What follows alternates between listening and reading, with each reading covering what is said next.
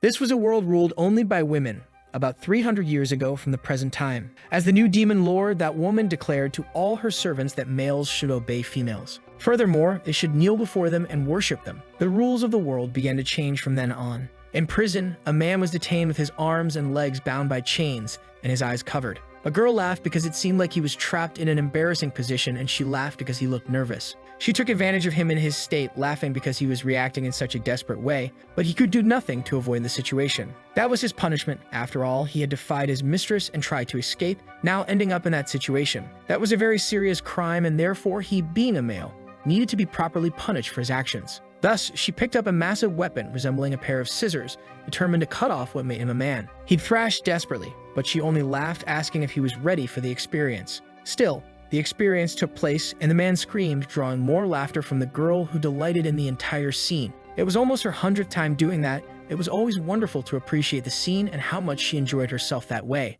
Time then moved forward to Yggdrasil in the nursing unit, where there was an old man named Jeser. He felt pain in his hips because of the horrible weather, and soon another person approached upon finding him. It was Miguel, someone who worked in that unit, but Jeser didn't even know why he was there in the first place. Miguel said it was the 6th time he had been asked the same question, and asked why he always kept walking around when the weather was this bad. It was too dangerous a place. He should just go back to his room and rest instead of lingering there. Jeser asked him if some event was happening, and Miguel, after complaining about being called by the wrong name, pointed out what was going on. Apparently, they were recruiting slaves, and the group summoned there had great power as well. They didn't care that they were being pushed to the limit. This was the new life ruled by female supremacy. It was the decision of the most recent demon lord. They had no choice but to continue obeying. Miguel sighed. After all, this same conversation had already repeated about 6 times, but it was inevitable. Being born a man meant inevitably becoming a loser in one's own life and being at the mercy of women. Men and women were fighting against each other. It was just pitiful to watch. Miguel commented that he had heard that in his era,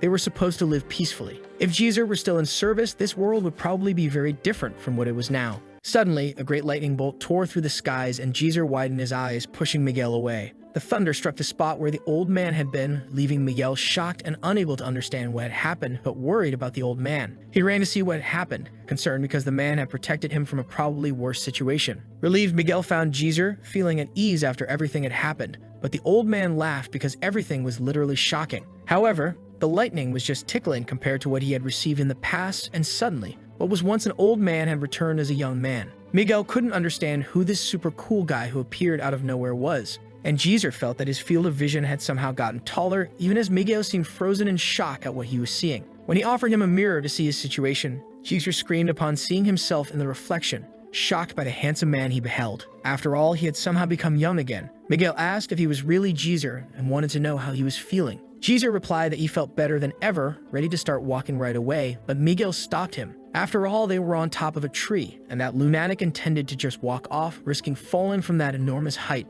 They could be risking their lives in that place, but Jeser replied that now that he was young again, he would be fine. Miguel was worried because Jeser seemed to be going crazy all at once, overestimating the condition of his own body. Besides, there was nowhere for him to walk from that height, but Jeser replied that he was wrong. After all, the current demon lord was the one who was wrong.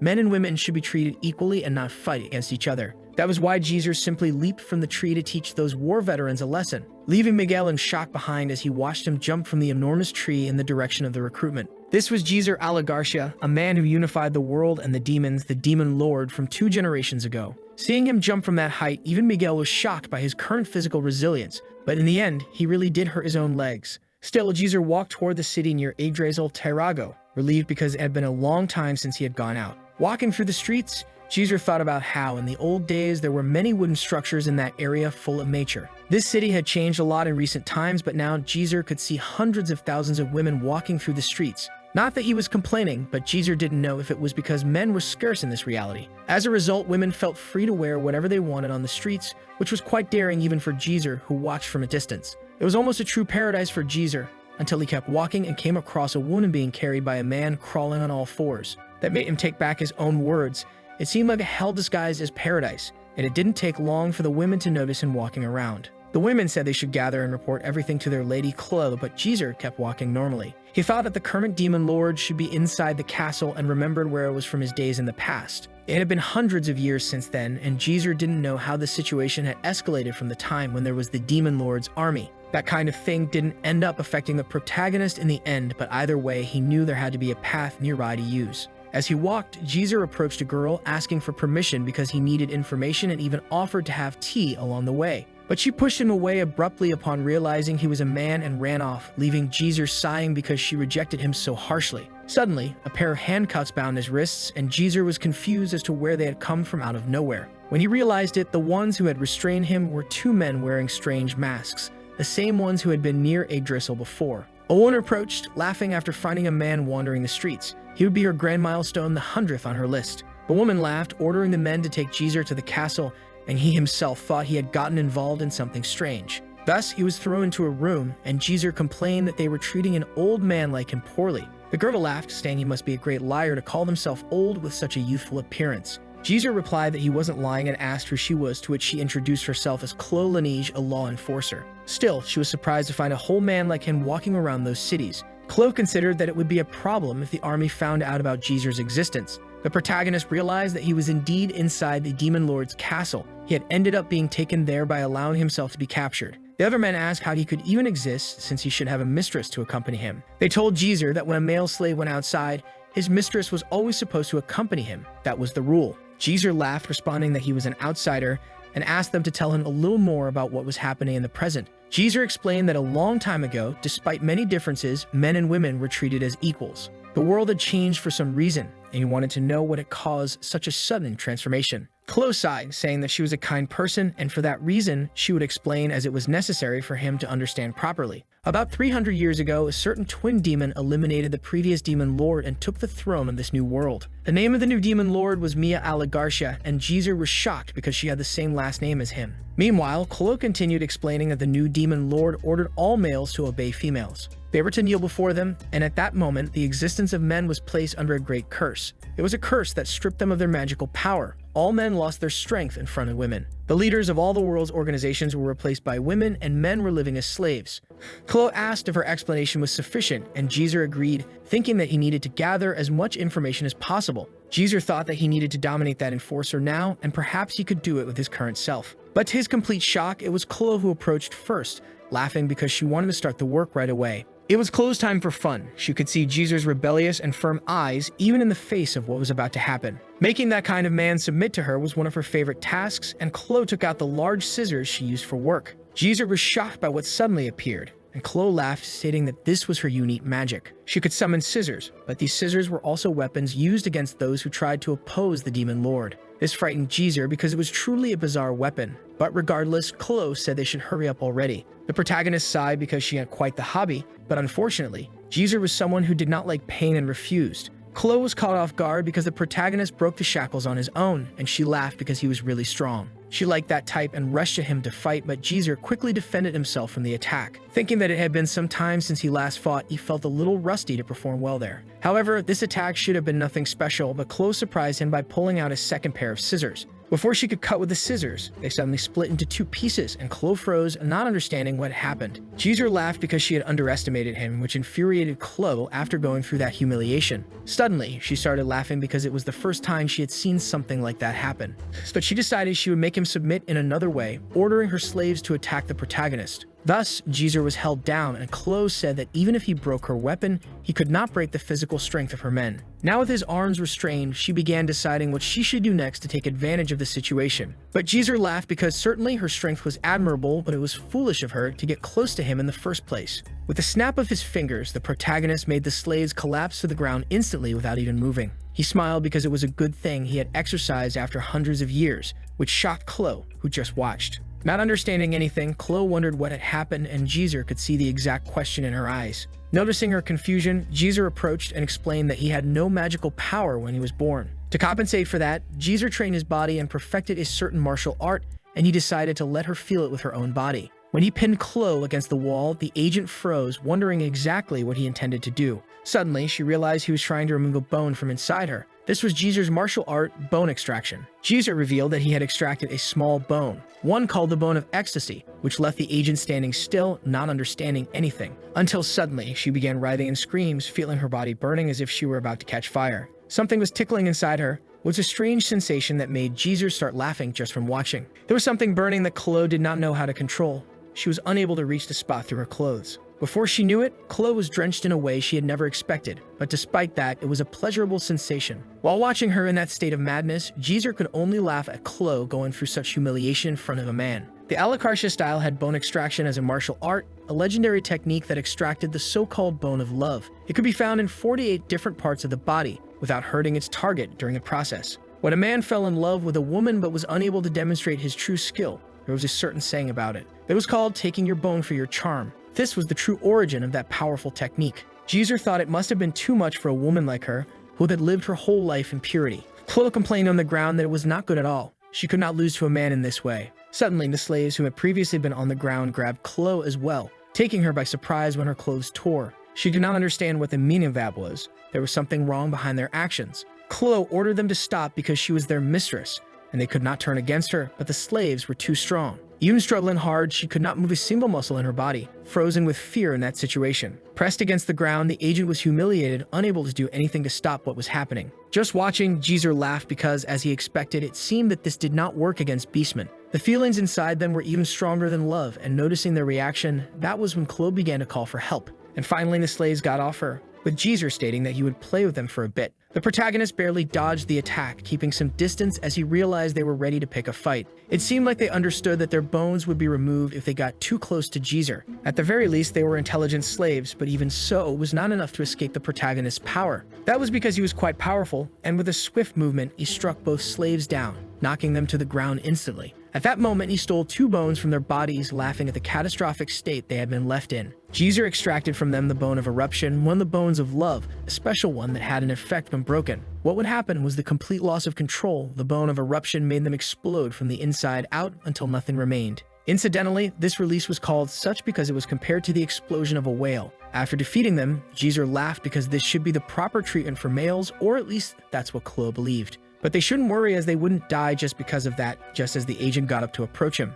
she asked for the protagonist's name and he introduced himself as Jeser, until he noticed her coming even closer. The agent leaned in and kissed him, something Jeser had expected because the bones of love did not just weaken their target. In addition, they provided that great internal explosion that a woman like Chloe had probably never experienced before. Above all, she would fall in love with the person who extracted her bone, and now Chloe was asking him to become her master. Faced with that, Jeser laughed because he knew that as soon as he took her bone, the girl had become his possession. He almost felt a little uncomfortable because technically, he was controlling her, but the bones of love would regenerate after a night. Therefore, he simply gestured that when she regained her senses, she just shouldn't hit him for it. Until then, he would make good use of the agent. When Chloe suddenly stared at the protagonist in shock, his hair had turned white. Jeser realized that this had happened when he looked at his own reflection and considered that it must be the effect of rejuvenation. Therefore, he had to hurry because the current world was in chaos and things needed to change. No one should be above anyone else. Men and women needed to get along. Jeser intended to teach these people a lesson. Thus, since he was racing against time, he ordered Chloe to take him to where the demon lord was. But to his surprise, Chloe stammered in refusal, revealing that something had happened to the demon lord. She had been relocated, and Jeser grew curious to know exactly where she had gone instead of being there. That was how the two of them stepped outside, and Jeser felt relieved because it seemed much more pleasant. Chloe explained that the demon Lord Mia used to live there, but a few years ago, she went to the kingdom of Asura. This shocked the protagonist because that was literally on the other side of the continent. It was far too distant. The kingdom of Asura was a remote region located on the other side of the Galpi continent, surrounded by icebergs, a land home to high-level monsters. Thus, Jeser wondered why the demon lord had gone to such a place, and the agent apologized because she could not help. She, the agent, wanted to become Jeser's personal guard and seemed so dedicated when she put that armband on. Now Chloe only wanted to follow the orders of her new master and also wanted to receive the appropriate punishments. But Jeser kept her at a distance with that rope. The agent acted all weird, and he had no interest in her. Instead, Jeser was more focused on the kingdom of Asura, which was now farther away than ever. Even so, it would not be a big issue for him, because Jeser had a rather talented servant. With fresh blood and skin as black as jet, his partner had once run 10,000 miles in a single day. Chloe became curious about this partner, and so Jeser called for Morpheus, the demon. Despite snapping his fingers, literally nothing happened, and Jeser stood there like an idiot. Then he snapped his fingers again and again, but it was strange,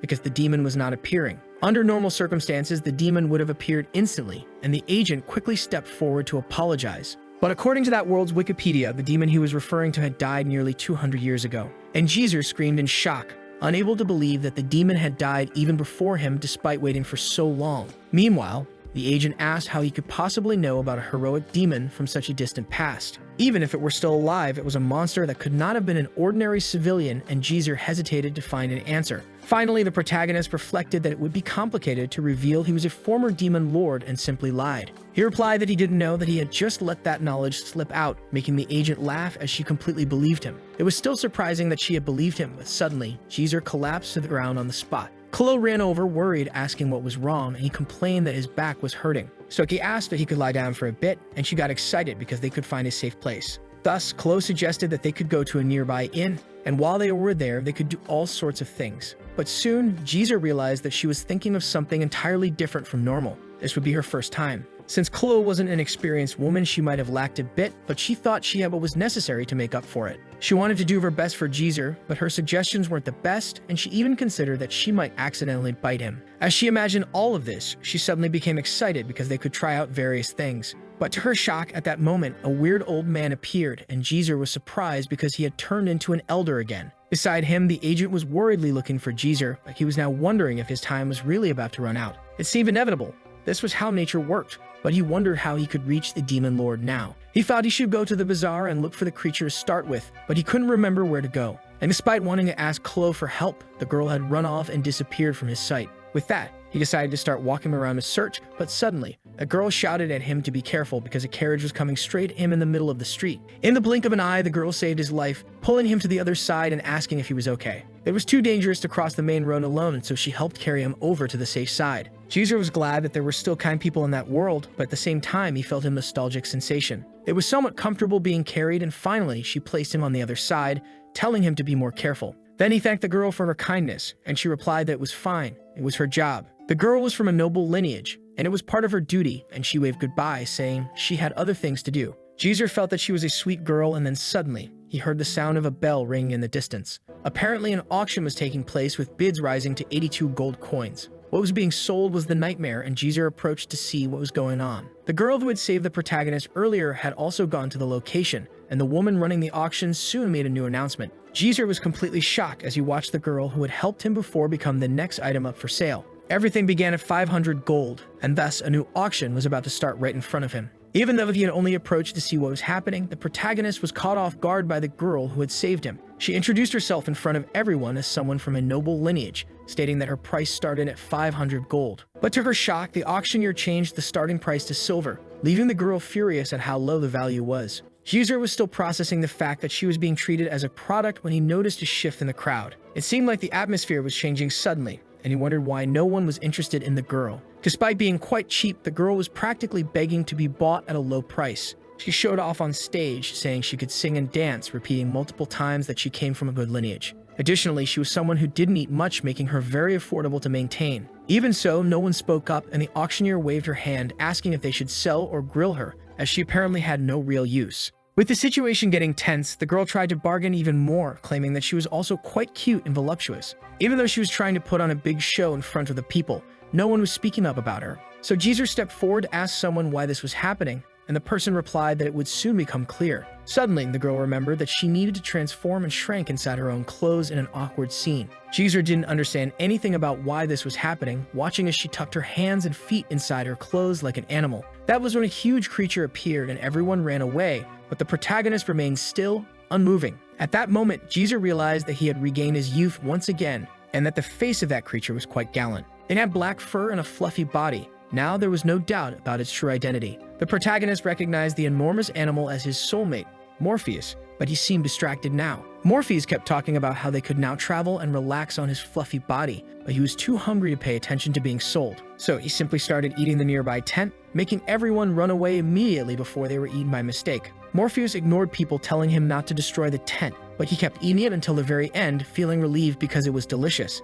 Before he knew it, he had been left alone again, once more losing control and causing chaos. Looking back, he noticed that the auctioneer was furious and even hit Morpheus, calling him a useless beast. He had destroyed the entire stage, leaving the woman in outrage as she questioned how he planned to fix and compensate for all of this. After facing humiliation, the creature reverted to that girl again, who was still being beaten by the auctioneer. The auctioneer showed the enormous bill left behind after causing such a mess. After all, she really was useless. No one wanted to buy her at auctions as a product, and on top of that, she ate 100 times more than any other item. She was so furious that she began preparing to take the girl's life with an attack, thinking it would be better to sell her as meat instead. The girl froze in shock, remembering her past and how she was the youngest of 3 siblings. Her mother always told the story of the former demon lord, about how everything had happened long ago. Her grandfather used to serve the demon lord, and he was an incredible ruler, a truly wonderful person. The girl had always loved hearing that story with great pride because she had always wanted to become the companion of a demon lord. Even after being kidnapped and left alone, even when she got wet, when the weather turned bad, even when she starved by herself, or when people treated her like trash because of her incompetence, she continued living despite it all.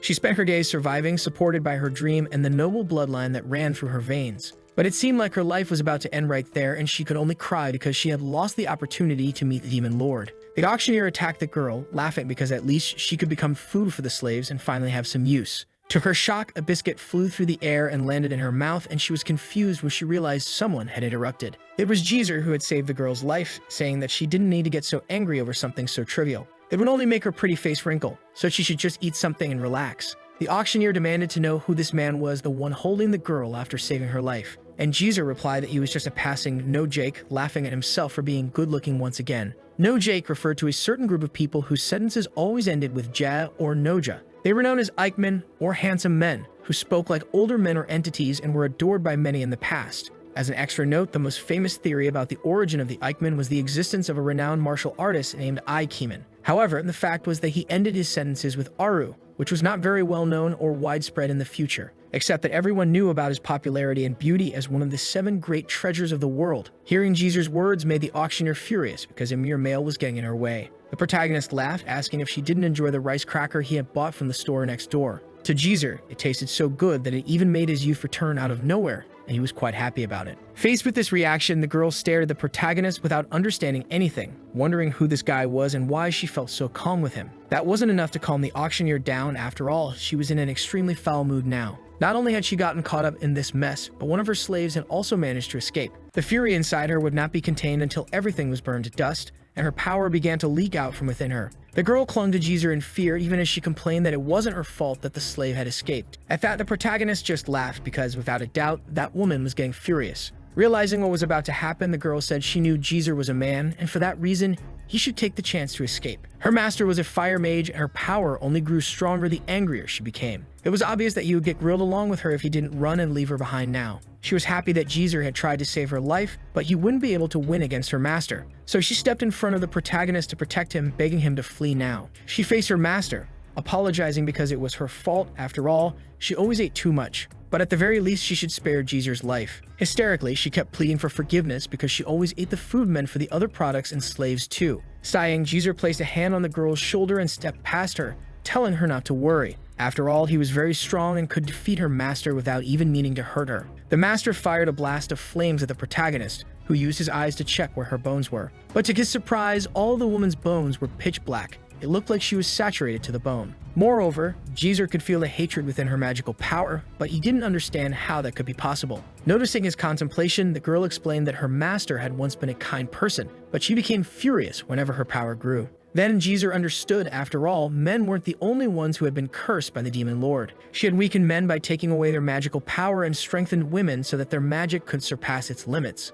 If this was how the demon lord wanted to resolve things, then there was only one solution Jeser could think of. The master's attack surged toward the protagonist, and the slave girl screamed for Jeser as he was engulfed in flames. The woman mocked him, saying that since he was just dodging the attacks, he should hurry up and perish already. But to her shock, Jeser hadn't dodged the attack. He had blocked the flames with his bare hand. Taking advantage of the woman's surprise, the protagonist rushed toward her and quickly extracted a bone using his martial art. He decided to remove each of those bones one by one until he could take them all with his ability. Now, Jeser seized the chance to extract one of the 48 bones of love. This was the wise bone from within her, causing her to fall to her knees. Beside her, the slave girl didn't understand what had happened. After all, her master was trembling and feeling something strange inside her. It seemed like her body was reacting to something invisible. That was when she realized that her entire body was at maximum sensitivity. And Jeser laughed because just a single bone had been enough for that, and if he broke it, she would enter the wise mode. That was exactly what happened, because even the slave didn't understand when her master suddenly stood up and started speaking normally with the protagonist. It was so sudden that it felt as if the fight had never even happened, and then the auctioneer began saying that she wanted to get rid of that girl. There were no other buyers for her at the moment, but considering all the investment losses, it would be ideal to cover the expenses. She at least wanted to recover her losses, so she wouldn't end up at a deficit, so she handed over the final cost to the girl. The girl started crying in shock. It was far too expensive for her to pay alone. 82 gold was too much. But in any case, the master crossed out the amount, saying that as long as Jeser promised to take good care of her, she could offer a special discount. Thus, instead of the previous price, she set it at 10 gold, leaving the slave extremely relieved and happy with her kindness. The master acknowledged that making a profit was important for a merchant, but above all, the happiness of her merchandise also mattered. While the girl sobbed in relief, Jeser watched the scene, realizing that this must have been the auctioneer's original personality. That being the case, Jeser stated that there was no need to give any discount because he would pay the full price. The girl was surprised because he was truly generous, and then they watched as Jeser searched for money in his clothes. That was when the protagonist realized he had completely forgotten that he came there with empty pockets. He had just jumped down from the tree without thinking about anything. On top of that, he had stuffed his pockets earlier with rice crackers, and now Jeser realized he would have to use something else. Finally, he traded his kimono for the girl in order to pay. It was the only thing he had left to spend. A little later, Chloe was continuing her investigation, but soon realized that the chaos from the auction had ended. She was still wondering where Jeser had gone when she suddenly heard his voice and happily turned around to see him again. However, Jeser was practically exposing himself in front of everyone, and the agent screamed, demanding to know what kind of situation this was. That was how the protagonist ended up in such a chaotic predicament, showing himself in front of others. Right when Chloe found the protagonist, she witnessed that horrendous scene and was not happy at all. She screamed because Jeser was showing off, but all of that belonged to her, causing a massive commotion. Morpheus ran into Jeser's arms, and they tried to calm the situation down, insisting that she must have misunderstood everything. A little while later, they managed to calm the agent down and had the others take care of fixing everything that had been destroyed. Chloe listened as Jeser explained how he had bought the girl and had to trade his clothes instead of using money because he had nothing with him. She complained that he should have at least asked for help first,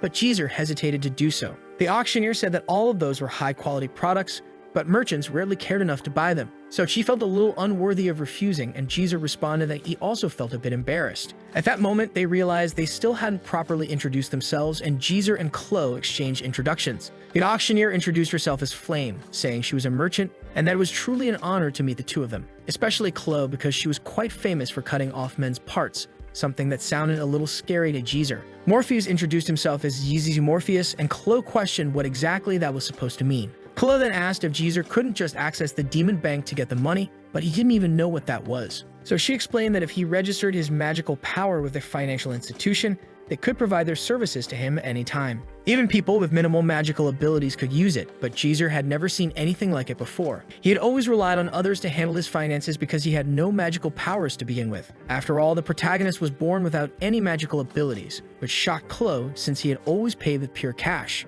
They lived in an era where they no longer needed to use physical money, as most people simply left it in the hands of the bank. When Jeser thought about how things had been when he bought the rice crackers, even the merchants had hesitated to assist him. It was shocking that someone was still using ordinary money to make payments, but Jeser still insisted on using real cash. Before Chloe could handle things for him, Jeser replied that it was fine. If he didn't have money, he would just earn it himself. That included providing certain services, which left the girls stunned because that was usually a term for a very different kind of practical training. Jeser could offer his services to teach girls who were new to the subject, providing affection and training to clients. Imagining this left Chloe and Flame completely frozen, but Morpheus didn't understand anything and just took it as something unrelated. Either way, Jeser explained that these services were actually healthy food deliveries such as salads. While walking around the city, the protagonist had noticed that home deliveries were quite popular. If he could run a business like that, he could achieve great success in this world dominated by women. At that moment, Morpheus caught their attention because he loved eating and cooking as well, showing that he was ready to borrow ingredients from the kitchen. Morpheus started cooking and returned a little while later after finishing, leaving Chloe surprised because the food truly looked delicious. She felt proud seeing that he had managed to impress them. It was possible to create food that was healthy for both the mind and the body. Flame mentioned that Morpheus could cook such meals quickly, and Jeser was impressed as well. At that point, the protagonist asked if Flame could give him some time to gather the money, and she replied that it was fine as long as he eventually paid. But it wouldn't be easy, and that was how the group's limited edition healthy delivery service began. Chloe started helping by posting advertisements around the city, and Jeser was impressed because the technology was quite advanced for that era. He thanked Chloe for her help, and she was overjoyed to be able to assist her master. They then divided tasks to continue the deliveries. Of course, Jeser covered his face to make sure no one immediately recognized him as a man. Morpheus visited a customer to deliver a healthy meal, and the client was very happy because she was starving. However, she was almost frightened because Morpheus was drooling from hunger and nearly wanted to eat the customer's meal. But the group continued their deliveries until the sun began to set, and Jeser was impressed by how quickly the deliveries had become popular. The day had been incredibly busy, even though some people complained that the food was delicious but had been covered in Morpheus's drool. The protagonist patted Morpheus on the head when she apologized, saying that sometimes she was too tempted by the food. He reassured her that it was fine since she had worked hard to cook, so she shouldn't take offense. Jeser himself was especially satisfied, while the girls just hoped that he hadn't done anything indecent with the customers along the way. Still, making money seemed difficult. After seeing how much it cost to produce the food, he realized the situation was more complicated. If they continued like this, Jeser wondered how long it would take to achieve his goal. A little later, Morpheus and Chloe went out for another delivery, but the person inside the house didn't respond. They were worried that the person might have left, and the agent tried to keep Morpheus quiet, even though she was hungry again. Suddenly, they noticed that it seemed like someone was inside the house, so they stepped closer to enter. But Morpheus pointed in shock. That was because an elderly woman had collapsed on the floor, and they rushed over in concern. The truth was that Chloe didn't like Morpheus. She was always with Jeser, trying to stay close to him. Even Jeser had ended up taking care of her, creating new clothes for her so she wouldn't have to worry. Chloe had only followed the girl because she was afraid she might cause trouble again. However, Morpheus immediately ran over to help the elderly woman who had fainted and was struggling to breathe. The agent started making a call for help, but Chloe suddenly gasped in surprise when she heard something. Morpheus asked what had happened, and Chloe asked back if she had heard about a great light that had appeared that morning after the thunder. Apparently, the damage had spread, and there were too few people available to handle treatments. Because of that, no one would be coming to help, which left Morpheus shocked that nobody would come to the woman's aid. Chloe never turned her eyes away from people under stress, even if she wanted to provide first aid. But all she could do was use magical tools that caused pain, so she wasn't good at that kind of thing. She wondered what she should do, and Morpheus was the first to suggest that they needed to get to the hospital immediately. Even so, from where they were, they would have to cross the entire forest before they could reach the hospital. Judging by the elderly woman's condition, she might only have 30 minutes left if they were lucky. Even if they could summon a horse-drawn carriage or a magical creature, the journey would still take at least an hour and a half. If only they could move faster, things would be different. That was when Morpheus suddenly understood. The estimated distance through the forest was 50 kilometers, and they would have to cross it in less than 30 minutes. That was when she transformed into her other form, and they rushed off at full speed, even Chloe being impressed by her speed. She was running incredibly fast. Not only was she excellent at cooking, but she was also a remarkable runner, outpacing dragons and even other creatures. Morpheus was faster than anything Chloe had ever seen. The agent estimated that at this rate, they had a real chance of making it through the forest just in time to save the woman's life. Suddenly, Morpheus came to a halt, and Chloe asked why she had stopped. That was when she noticed a massive crack in their path. There shouldn't have been something like that in the forest before, so they needed to be careful to prevent anything worse from happening. When Morpheus didn't move, Chloe realized that she was afraid of heights and couldn't handle the situation. Beside them, the elderly woman was coughing, and Chloe thought that they didn't have time to go around the obstacle. There was no bridge nearby that they could use to cross either, and that was when Chloe had an idea. She turned to Morpheus and asked if she could knock down some trees, but Morpheus didn't understand what she meant. After all, the trees weren't big enough to create a proper bridge, but Chloe insisted that they could make one if they worked together.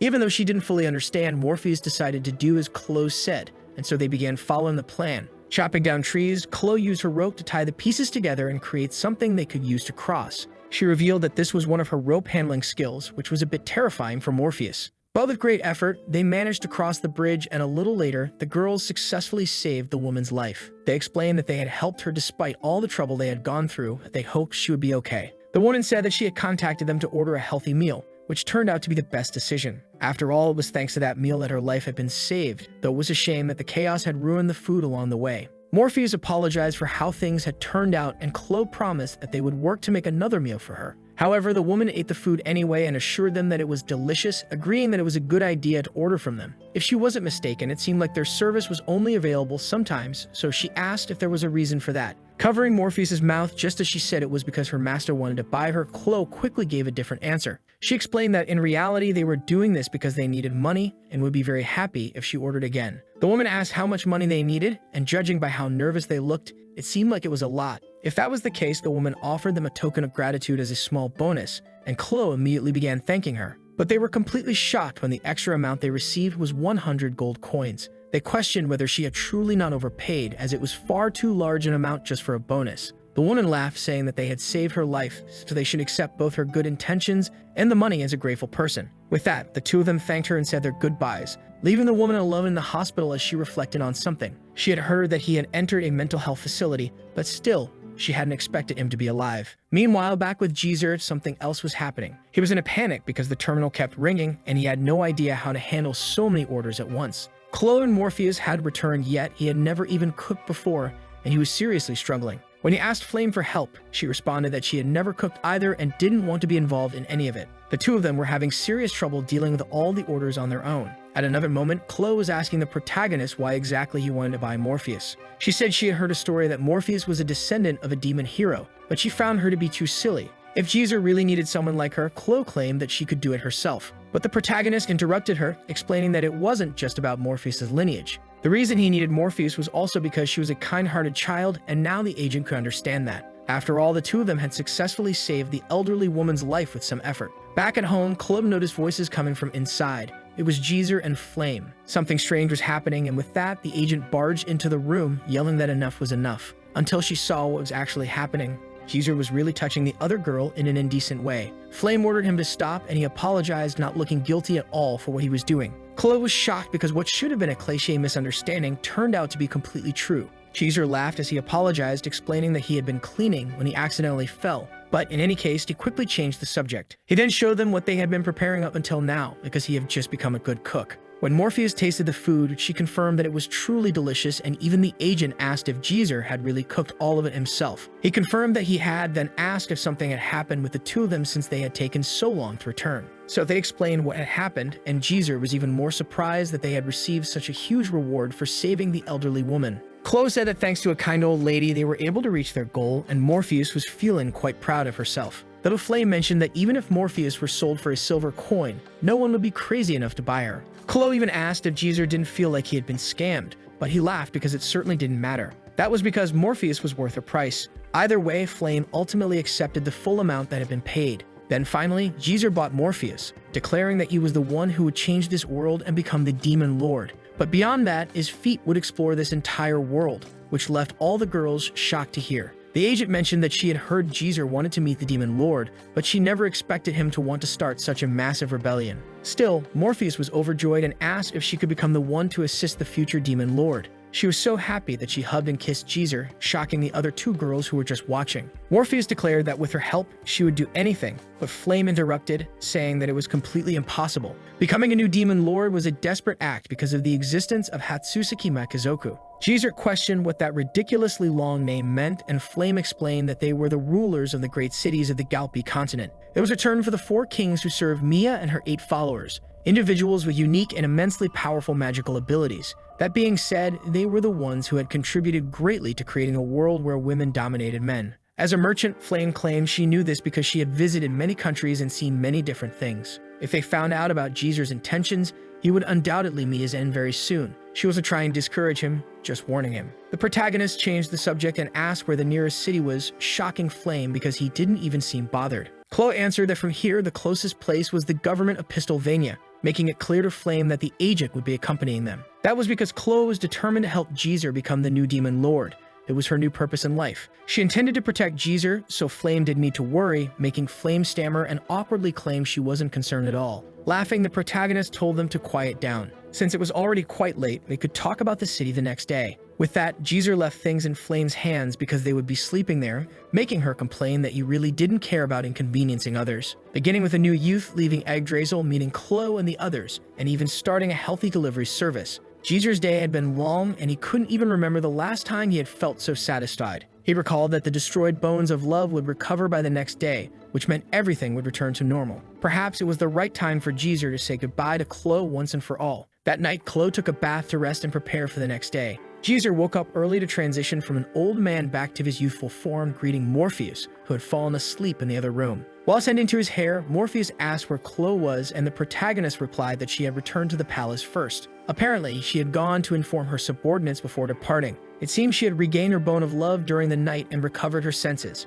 Thinking about it made Jeser imagine Chloe feeling disgusted about befriending a man. It must have seemed ridiculous to her. So Jeser told Morpheus that Chloe had her own duties and responsibilities, and they would be going their separate ways. Morpheus asked if they weren't all going together, feeling sad and lonely about having to part with the agent. As they left the room, Jeser admitted that he felt the same way, and they soon encountered Flame outside. She asked if they were really planning to leave now while trying not to get annoyed at Morpheus calling her old master. The protagonist asked if she had come to say goodbye, and Flame agreed since there was nothing she could do to stop them. And Jeser acknowledged that it was true. After all, the world was now waiting for a new demon lord. When the time came, he might even ask for Flame's help again with her merchant skills. That made her laugh, not understanding what he meant, so she asked where the other girl who had been traveling with them had gone. If they left her behind, she would probably get angry. That was when a pair of voices interrupted Flame's words. It was two women who were law enforcers and also Chloe's loyal guards. Their names were Ainz and Zwei. Jeser realized that these must be the subordinates Chloe had mentioned before.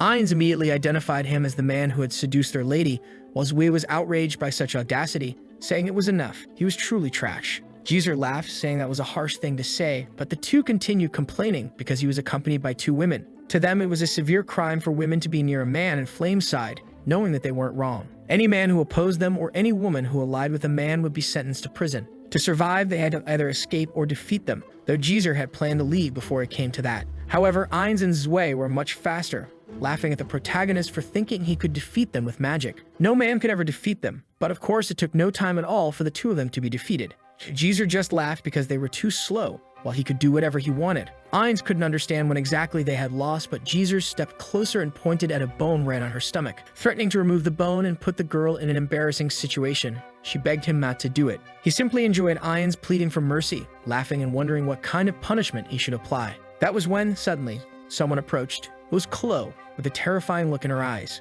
It was a bad situation for Jeser. He had been caught while teasing her subordinates. The two girls called for their lady's help, saying that Jeser was taking advantage of them, and the protagonist realized he might have to remove her bone again. But to his surprise, he couldn't see any bone of love inside Chloe, even though it should have regenerated. Chloe laughed, saying he wouldn't need to use that trick again. After all, she had truly fallen in love with Jeser. Everyone was shocked to hear this, even Jeser himself couldn't believe it. But it was the truth. If someone truly fell in love, then the bone of love in question would never regenerate, and Chloe told her subordinates that she was leaving the city. The two couldn't believe it, but their lady confirmed that it was indeed her decision. Furthermore, Chloe entrusted the city's safety to Ainz and Zwei, warning them that if anything happened while she was away, they would be punished. Hearing this threat, the two immediately agreed to follow their orders, and Chloe stated that they could leave now. She promised to follow Jeser wherever he went, making Jeser laugh because the girls around him were truly dependable. Once again, he thanked them for their support, while Morpheus was amazed that Chloe genuinely liked her master. Chloe declared that it was obvious, after all, she should be the one to own him, even at the cost of Jeser's goodwill. Regardless, Flame waved at all of them as they departed, and thus,